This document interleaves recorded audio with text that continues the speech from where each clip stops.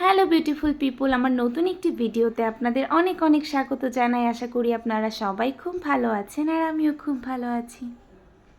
তো টানা ৩-৪ দিন আমাদের এখানে তো প্রচুর পরিমাণে বৃষ্টি হয়েছে, তা আমার কোনো নামগন্ধই নিচ্ছিল না। ফাইনালি আজকে বিকেলের দিকে আকাশটা একটু পরিষ্কার হয়েছে। তাছাড়া তো আকাশটা এই কয়েকদিন একদমই মুখ গোমড়া করে বসেছিল, আর একটু পরপরই হচ্ছে ঝাঁকে ঝাঁকে বৃষ্টি আসছিল। বাট আজকে বিকেলে হচ্ছে বৃষ্টিটা নেই, আশা করি আর বৃষ্টিটা হবে না। তাই আমিও আজকে চলে এসেছি একটু ছাদে দেখার জন্য যে ছাদের কী অবস্থা। কিন্তু এসেই আমার মনটা একদমই খারাপ হয়ে গিয়েছে, কারণ এই বৃষ্টিতে আমাদের ছাদের অনেক গাছেরই অনেক ক্ষতি হয়ে গিয়েছে।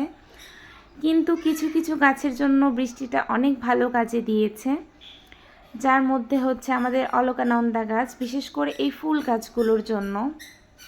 কারণ বৃষ্টি পেলে ফুল গাছগুলো খুবই সুন্দর হয়ে যায়, একদম তরতাজা হয়ে যায়।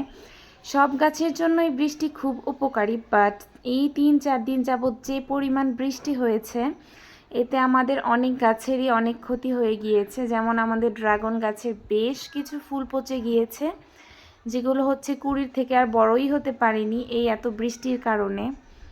আর এদিকে আমাদের ছাদের ফুল গাছগুলোর অবস্থা তো খুবই সুন্দর, কারণ এই বৃষ্টিতে ফুল গাছগুলো আরও তরতাজা হয়ে গিয়েছে। আমি শুধু ঘুরে ঘুরে গাছগুলো দেখছিলাম। যেমন এই যে লাউ গাছটা একদমই নষ্ট হয়ে গিয়েছে, আর এদিকে হচ্ছে আমার আনারস গাছটা দেখছিলাম ধীরে ধীরে এটা কতটা বড় হয়ে যাচ্ছে।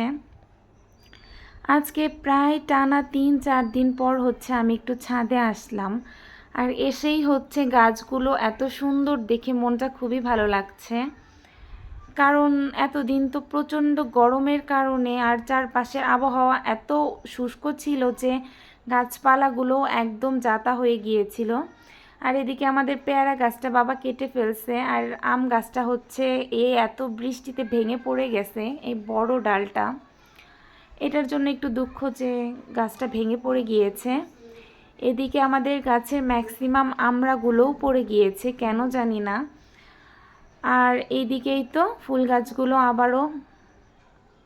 এদিকে হচ্ছে আবারও আকাশ কালো করছে, আর অলরেডি বৃষ্টি পড়া শুরু হয়ে গিয়েছে। আর আমার চুল টুল একদম ভিজে একাকার, ফোন টোনও ভিজে গিয়েছে। তারপরও ভাবলাম যে হাফ ভিডিও করেছি, আর একটু ভিডিও করেই রাখি গাছগুলোর। এদিকে আমার এই যে লেবু গাছটা, এখান থেকে আমি কয়েকটা লেবু ছেঁড়ার জন্য এসেছিলাম, তাই হচ্ছে ভাবলাম যে একটা ছোট্ট ভিডিও করে রাখি। এই গাছটাও না অনেকটা অংশ মরে গিয়েছে।